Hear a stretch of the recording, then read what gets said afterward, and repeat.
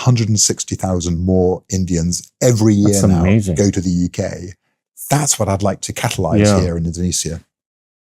I've been thinking about this, and I keep getting confused by people as the ambassador of the UK for saying that English is important. and my mission is really to figure out a way so that people become educated, and people fail to see that most of wisdom it's documented in English, and most economic activities around the world would have been done in English. So if you want to bring about more relevance economically and scientifically or wisely, you just got to know the language. As simple as that. And number two, I think Indonesia as a large part of Southeast Asia, and I can say this for Southeast Asia, it is a region that is oftentimes under-narrated. People get more excited talking about Taiwan, Korea, Japan, India, and China. But you've got this massive region of 700 million people, of which Indonesia occupies about 43%, that doesn't get talked about in other places as much as some of those other regions.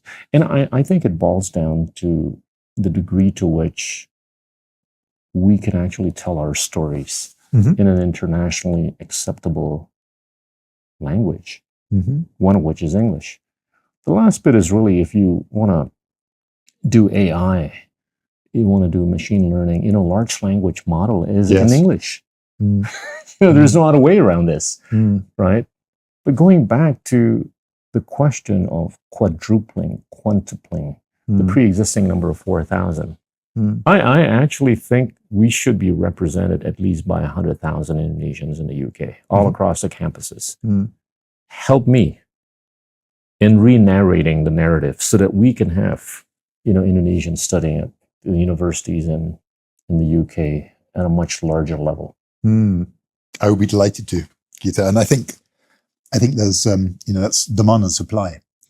One of the things I've seen happening in the last few years with Indonesia is UK universities understanding that there is this bonus demography here, and that there are so many young Indonesians who are just looking outward and want to kind of explore and experience the world.